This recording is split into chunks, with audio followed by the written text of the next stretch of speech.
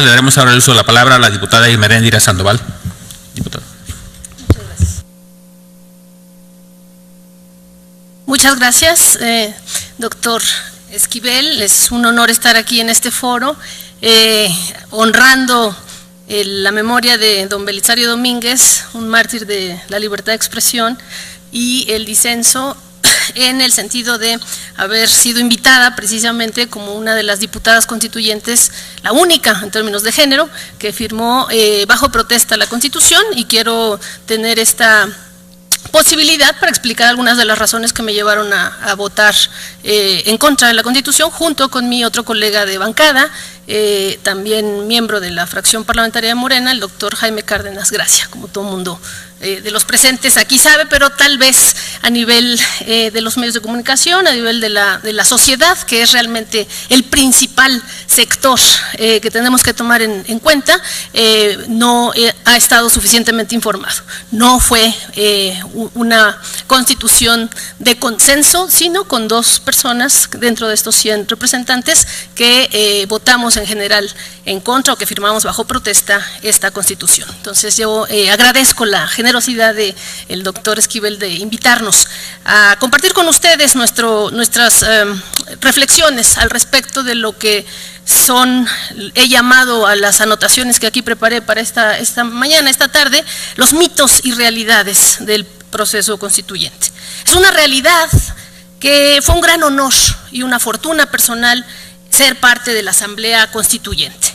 Un honor porque fui una de las pocas mujeres guerrerenses que participamos en este proceso, a pesar de que la ciudad es cotidianamente construida y enriquecida por miles de habitantes procedentes de ese bello estado y de todo el sur de nuestra república, y a pesar de que Guerrero es cuna histórica de nuestro constitucionalismo mexicano, cuna de los sentimientos de la nación, cuna del Congreso de Anáhuac. Es un mito, sin embargo, que el producto que emergió de esta asamblea, de esta reunión constituyente, sea heredero de esa tradición constitucional popular y libertaria de héroes como Vicente Guerrero mismo, Morelos y Pavón, o los constitucionalistas de 1917. Los sentimientos de la nación es uno de los documentos más revolucionarios de nuestra historia, y en su numeral 5, todos lo sabemos desde primaria, refleja la convicción de que la soberanía dimane inmediatamente del pueblo, quien podrá depositarla en sus representantes, que deberán, dicen estos bellos sentimientos, ser sujetos sabios y de probidad. Asimismo, este documento histórico fantástico señala que tendríamos que tener leyes que moderaran la opulencia y acabaran con la indigencia. Es una realidad, sin embargo, que el artículo primero de este texto, la Constitución Política de la Ciudad de México, limita de forma timorata la soberanía. Es más, no la considera, no somos una entidad soberana. Y limita de forma timorata la autonomía a lo concerniente a su régimen interior y su organización política y administrativa. El propio proyecto de Constitución del señor Mancera, del jefe de gobierno, consideraba la característica de que seríamos una entidad soberana.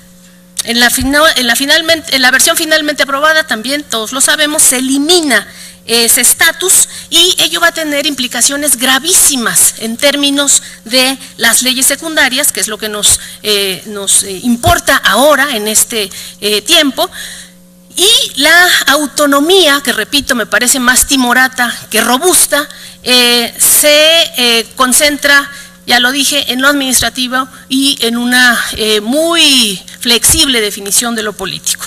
Deja fuera la autonomía económica o la soberanía económica, que cancela la posibilidad de que los capitalinos elijamos el modelo económico rector de la Ciudad de México, y eso es crucial, como bien lo sabe el doctor Esquivel. deja fuera la autonomía hacendaria, que también el doctor Esquivel sabe es gravísimo, ya que implica que la obligatoriedad de la hacienda pública para orientar en primer lugar, y eso hubiera respondido mucho a mi, si queremos decirlo así, entre amigos, mi cantaleta que yo le decía una y otra vez en tribuna, de que no podemos poner límites presupuestales a los derechos, y por eso ese principio de progresividad no me parecía el más adecuado para darnos los capitalinos, sino el principio de universalidad, o los principios que garantizaran de forma más robusta, con más fuerza normativa, los derechos ahí mencionados. Entonces deja fuera la autonomía hacendaria, repito, que nos obligaría, si la tuviésemos, no la tenemos, nos obligaría a que las contribuciones de la Ciudad de México se emplearan a mejorar precisamente los servicios, a no subsidiar las ganancias y los parquímetros, las ganancias privadas en las grúas, las ganancias privadas en las fotomultas, que hoy además ya también por fortuna empiezan a ser controvertidas en los ámbitos legales y en los tribunales. Y estos instrumentos tan controvertidos, e incluso ya repito, legalmente controvertidos, pues resultan de que precisamente no tenemos un marco normativo que establezca claramente nuestra soberanía económica, nuestra soberanía y autonomía hacendaria, y desde luego deja fuera absolutamente la soberanía alimentaria, que ha sido una exigencia básica de las luchas democráticas de esta ciudad, y en donde perdimos la oportunidad precisamente de garantizar apoyo a cooperativas, de garantizar apoyo a mercados públicos, en particular de garantizar apoyo a las llamadas semillas tradicionales, a los bancos genéticos comunitarios y a toda esta forma tan importante que tendría que estar respaldando una cuestión de una soberanía alimentaria. Entonces, nos parece que evidentemente hay mucho por mejorar en términos de la entidad soberana que debimos haber llegado a ser de esta experiencia, de este trabajo del constituyente, y evidentemente eso tiene que ver con los principios rectores que también de forma desafortunada fueron los que signaron la Constitución. Me parece también, nos pareció en la evaluación final que hicimos de todo el documento normativo, que hay una definición claramente, permítanme decirlo, retrógrada de la propiedad privada. Y quiero decir retrógrada no en sentidos ideológicos, mucho menos partidistas, ni con una hoz y un martillo aquí en mi frente, ni mucho menos. Retrógrada en lo semántico, que significa, de acuerdo a cualquier diccionario que ustedes saquen, retrocede a tiempos idos.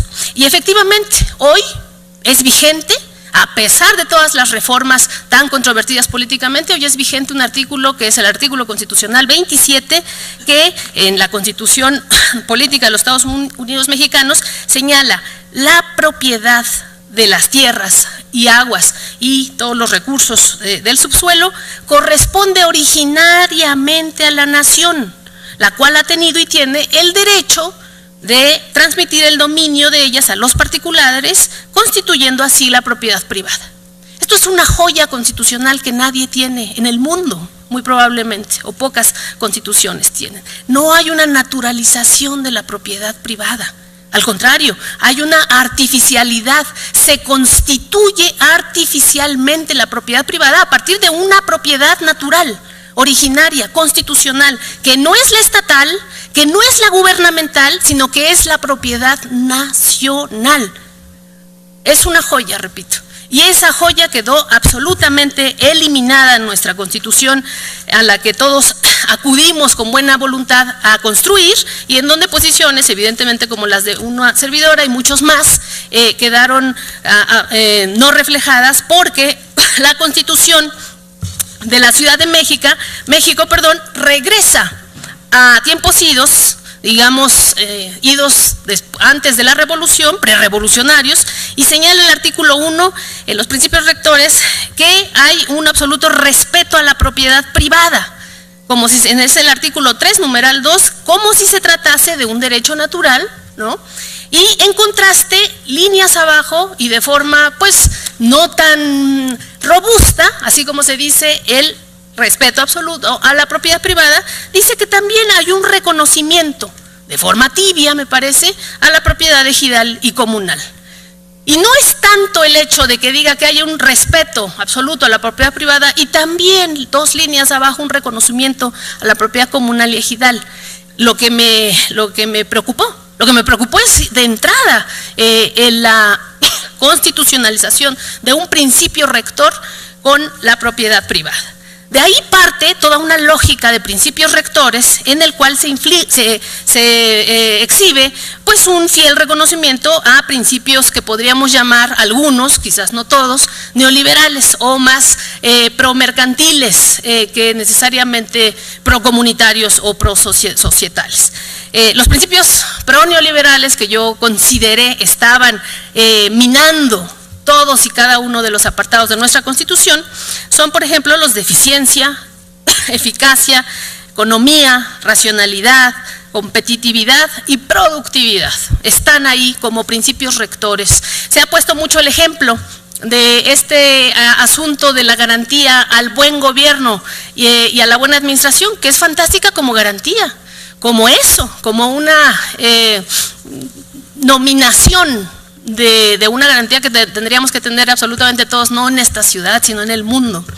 Pero eso es una garantía que puesta en el fiel de la balanza con, bueno, en la balanza con estos principios que dicen el buen gobierno, y eso me parece muy grave, van a estar caracterizados por los principios de austeridad, dice, los principios de austeridad, moderación, eficiencia, eficacia, economía, racionalidad y rendición de cuentas, que no se nos olvide la rendición de cuentas, son de observancia obligatoria en el ejercicio y asignación de recursos de la ciudad que realicen los funcionarios públicos.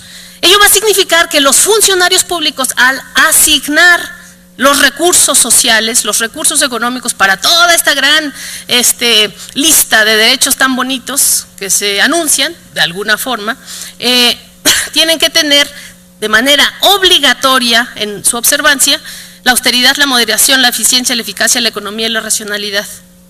Es muy paradójico porque es excelente tener estos principios, de hecho, también, pero no como principios rectores de una Constitución que tiene que hablar de los derechos y no de las cuestiones, como bien decía mi colega el doctor Provencio, a veces esta Constitución se excedió en cuestiones normativas. Esto está perfecto, con un principio rector de cuestiones hacendarias, normativas, económicas, en una ley secundaria. Pero un marco de ley tan importante como es una Constitución, y con eso voy a concluir, no tiene por qué meter asuntos costo-beneficio, principios economicistas y no principios pro persona, de derechos humanos, etcétera. Finalmente, concluyo con este tema que tenemos que asumir todos, no voy a eludir la crisis que estamos viviendo en términos del producto mismo, con las controversias, con las acciones de inconstitucionalidad, bueno, la controversia que está en términos políticos. Creo que esto se da por el comienzo del constituyente.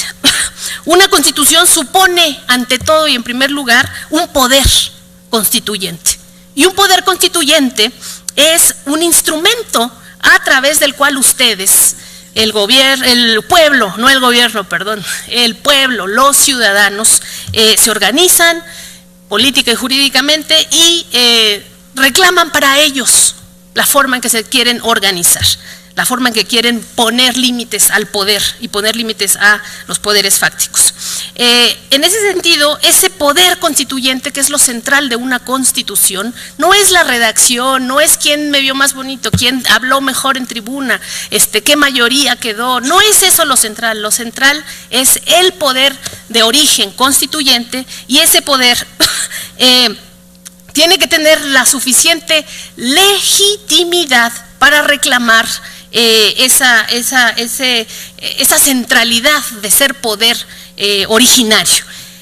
Aquí yo recojo las profundísimas reflexiones de doctores constitucionalistas mexicanos como Diego Valadez, que siempre dijo, este asunto va a dar una ley constitucional, no necesariamente una constitución constitucional o una constitución legitimada, porque lo que define tanto la Constitución como el Poder Constituyente no es nada más una normatividad del artículo 122 o una normatividad ya establecida, sino un poder legitimado, y por lo tanto no es la legalidad, sino la legitimidad la que caracteriza a un poder constituyente. Y creo que estamos nosotros enfrentando desde diferentes posiciones ideológico-políticas, incluso partidarias, la encrucijada en la cual tenemos la capacidad no de defender, sino de reestructurar nuestro déficit de legitimidad con el cual iniciamos.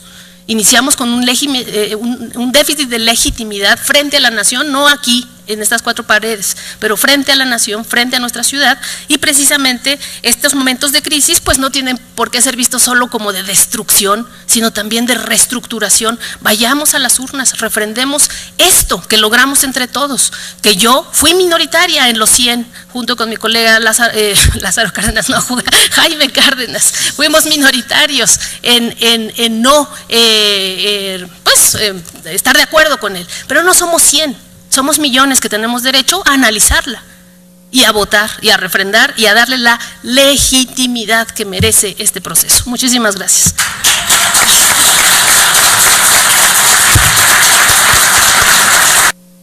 Gracias.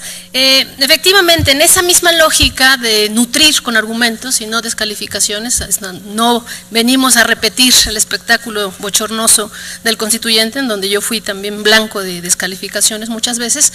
Voy a dar los argumentos por los cuales creo que un elemento crucial que contamina los derechos sociales ya ganados son este concepto constitucionalizado de corresponsabilidad. Y esto tiene que ver con el tema que también se cita, es multicitado como un avance de la Constitución, que es el tema de derechos de desarrollo sustentable o sostenible. El artículo 16, letra A, numeral 2, dice en su primer párrafo: la biodiversidad, los ecosistemas naturales, el patrimonio genético, las especies nativas son bienes, lo cual ya para mí era un asunto que subía a debatir constantemente. El agua no es un bien, les decía, es un derecho humano, pero está bien, vamos a dejarlo en bien, dice aquí la Constitución. Son bienes de interés público y su preservación, protección y recuperación es corresponsabilidad de sectores público, privado y social. Biodiversidad, crucial. Abre la puerta a la privatización de algo fundamental que en la Constitución Suprema está como una propiedad nacional. Otro ejemplo, no, permítame, no vengo por el aplauso. Otro ejemplo, la educación se asume como un bien público, indispensable para la realización de los habitantes, así como un proceso colectivo que es corresponsabilidad de las autoridades, del personal docente, de las familias. Aquí supongo que el doctor, el diputado, exdiputado Gelista estará muy contento. Familias y los sectores de la sociedad. Entra todo mundo en esta obligación de un bien, no de un derecho, que es la educación. Corresponsabilidad. Otro elemento, la corresponsabilidad para el espacio público, la corresponsabilidad para el entorno rural, la corresponsabilidad para el ordenamiento territorial, corresponsabilidad. ¿Quién te va a venir a hablar aquí de privatización? Nadie.